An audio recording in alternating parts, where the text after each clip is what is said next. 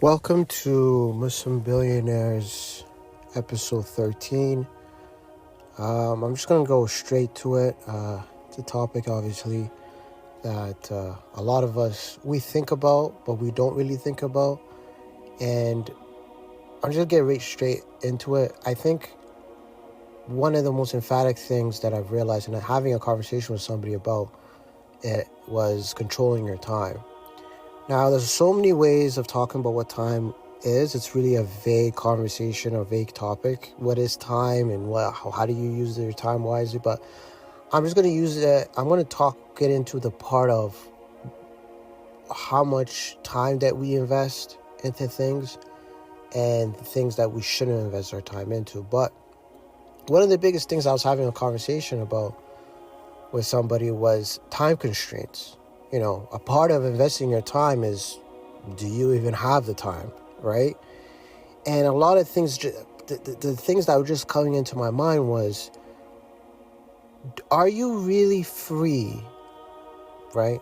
Do you really have freedom if there are time constraints on the things that are purposeful for you? One of the things that hit me and a subject that came out for me was, I was personally working because obviously, you know, we all work a 9 to 5 to a certain extent, right? And as much as, like, let's say your job is paying you, simultaneously, what is the time that you actually have?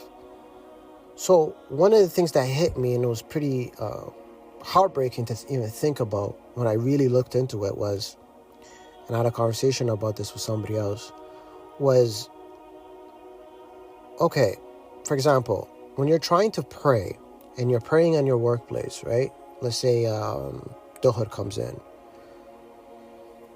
Is it freedom if they allow you to go pray? Is it truly freedom? Do you really actually have the time? Now, one was arguing with me saying, yeah, my job gives me the time to go pray. But that is something that we're not even having second thoughts about. It's like, why are we even asking permission to go pray? You understand what I'm saying? And I'm not saying, like, obviously working at a job is a very essential step towards financial freedom and being financially equipped to have resources to be in a position of independency and making sure you can do things on your own terms. I get that part. But it's worse to me when you're in a job place or a workplace and not see the issues that come with it. And one of the biggest ones that hurt me the most was arguing the fact that a job is allowing you to pray and that's an acceptable thing to just move on from. And to me, it's not. I actually have a hard time even thinking about knowing that somebody else needs to give me permission to pray. I understand it's kind of with the policy. Plus, even the time that you have is like, there is a time limit of praying.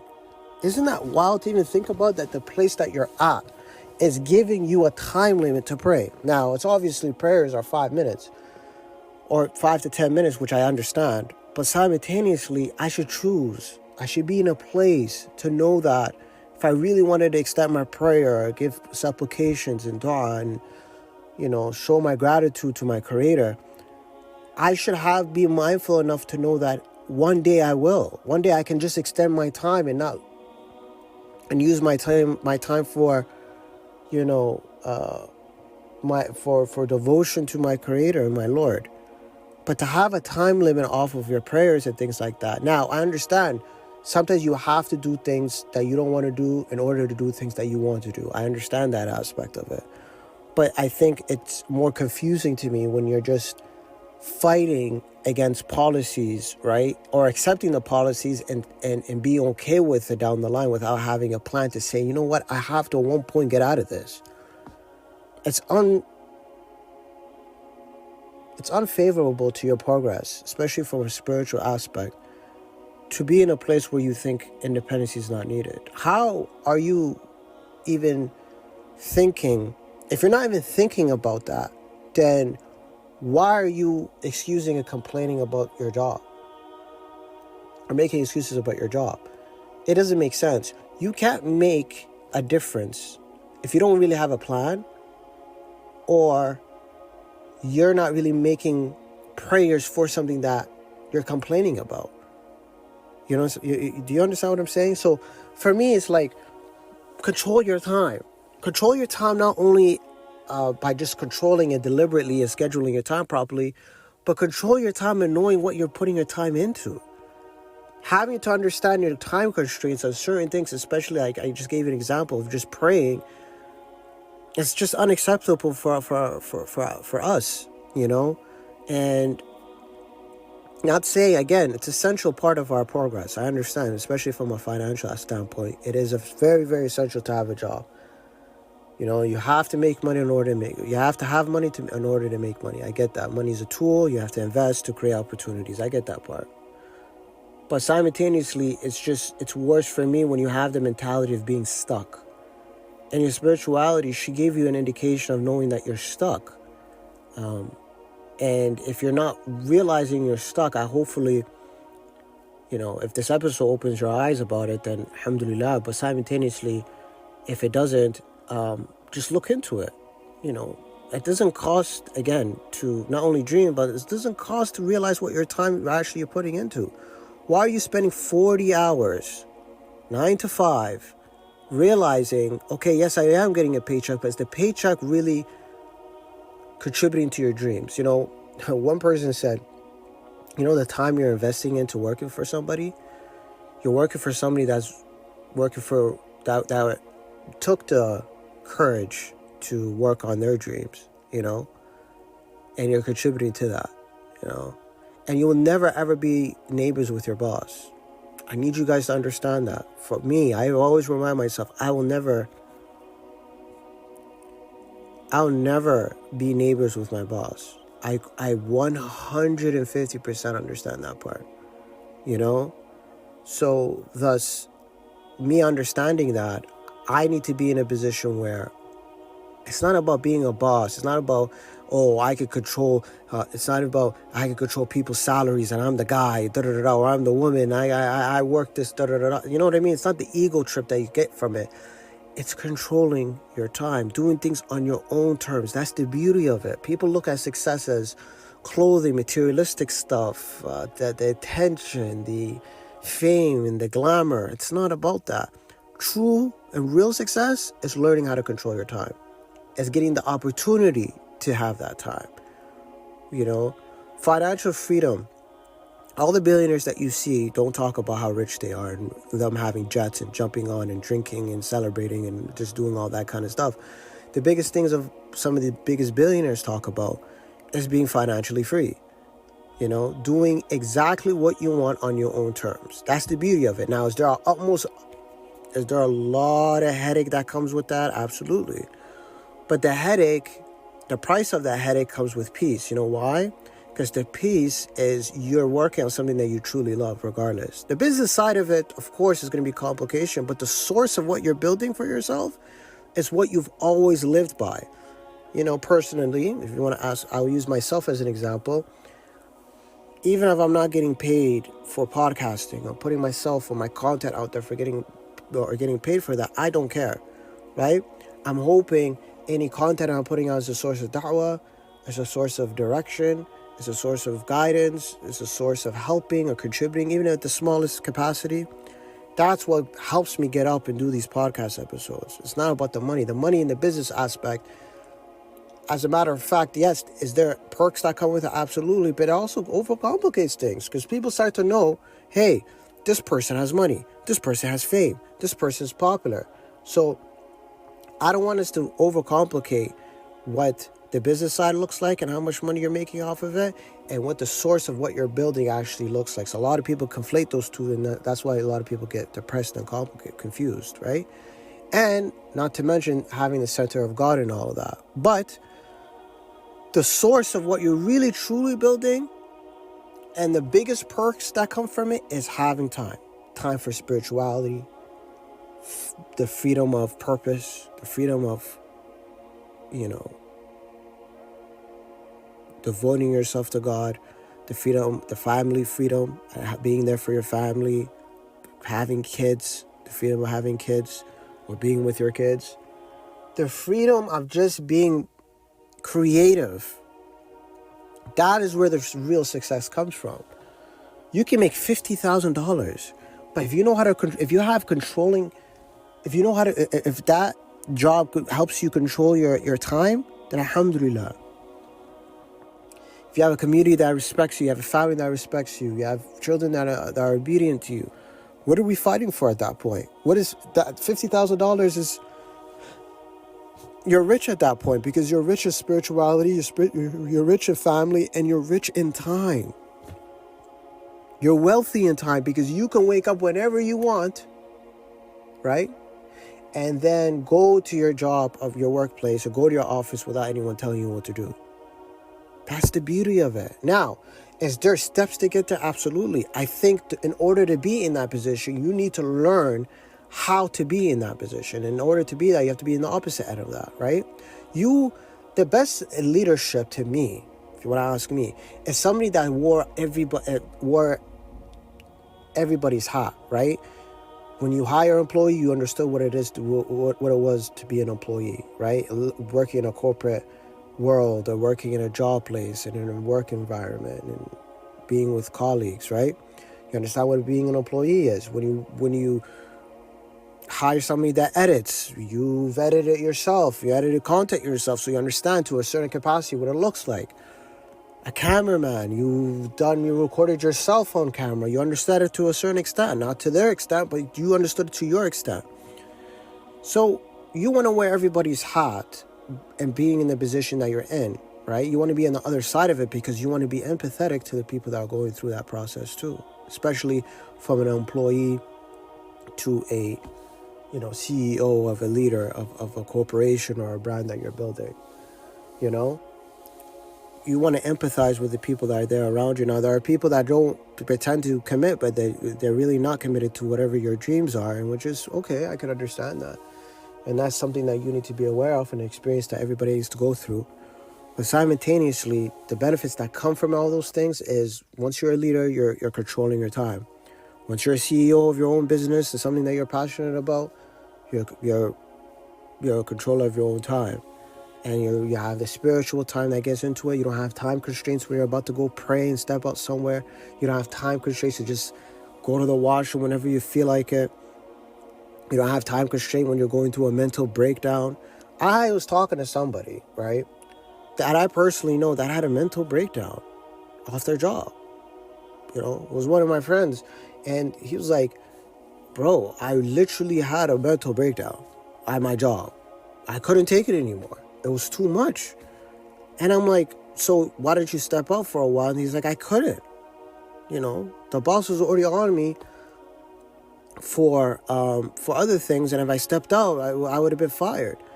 And I'm like, whoa, so our health could be on the line. And, there's still time constraints. Imagine not having the freedom of health.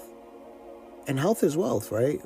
You are not capable of doing anything or pursuing your dream if you're not healthy yourself.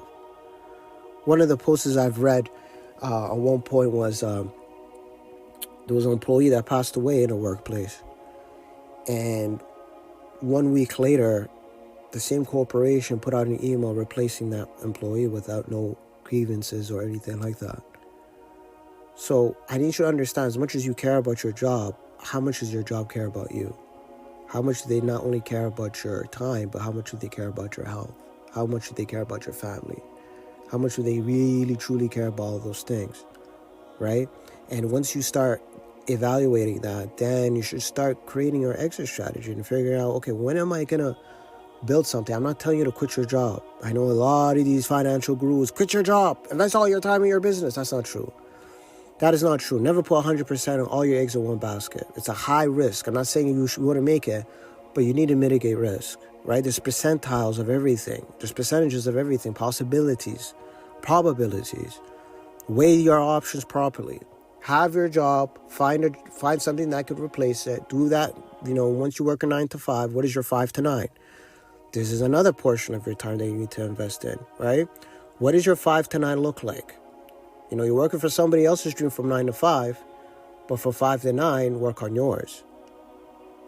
That's the essential step of what controlling your time looks like. So then your 5 to 9 can replace your 9 to 5.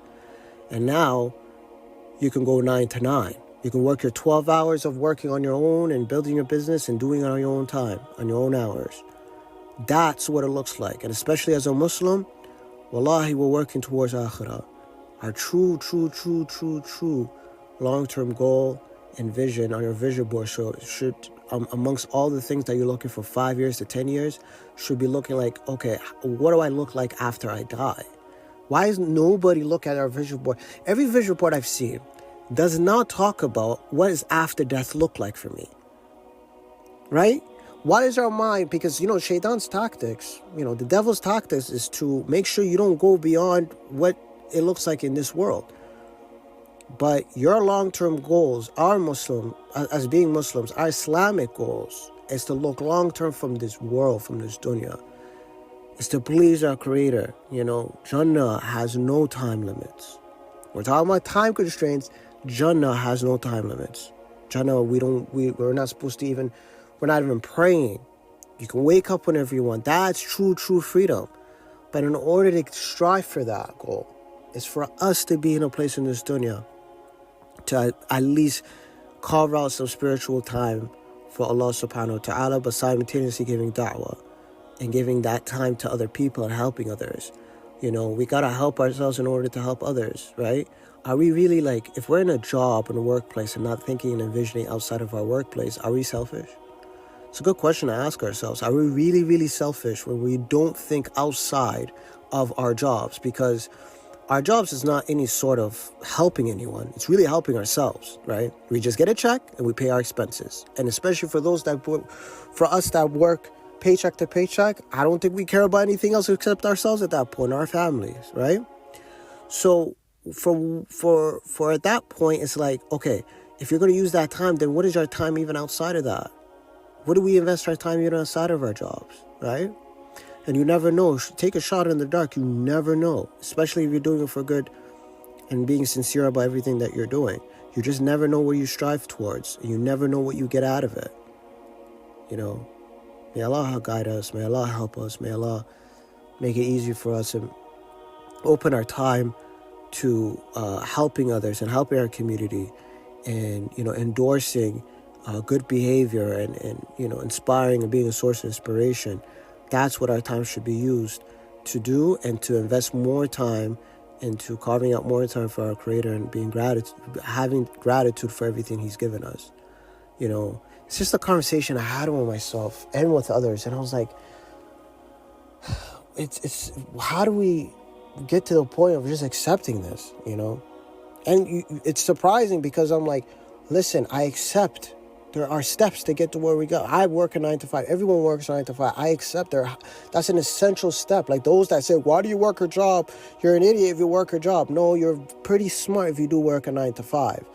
I just think it's pretty silly to think that there's nothing outside of that. If there's no world outside of that, like a paycheck shouldn't take away your creativity and your dream. You know what I mean?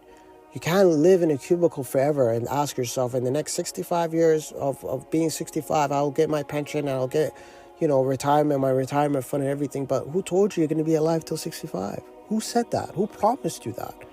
Imagine you pass away in the middle of building somebody else's dream without even building yours. And what's worse is, even if you do happen to reach 65 or 60, who said that how passionate are you going to be with your passions? While somebody else is working on their dreams or in their dreams at 50 to 60 years old, or 40 or 30, you're working on someone else's. And by the time you turn 60 to 70 years old, are you going to continue? You're probably more than likely going to ask yourself, I should have done this way earlier. And that's about time. How do we allocate our time in a proper way? How do we channel our energy in the proper places? How do we know when to invest our time into right people and getting good returns? What's your ROI for everything that you're doing? What's your return on investment of everything that you're doing in your life? Whether it's your friends, whether it's what your content you're consuming, your job, your prayer, like what are your return from every investment that you're doing? It's an evaluation period. We live now, the world has shut down and has got opened back up. When are we going to start evaluating our life? The period of evaluating our life was during the pandemic, but people were still fighting to go outside, right? I miss the people that are actually going through the sickness. For the people that were struggling, outside of those, the people that were just at home were fighting to go outside. But it was a period of reevaluation of your life. The pandemic truly changed my life personally. I started thinking further than just living in a box without being creative enough to step out of it, you know?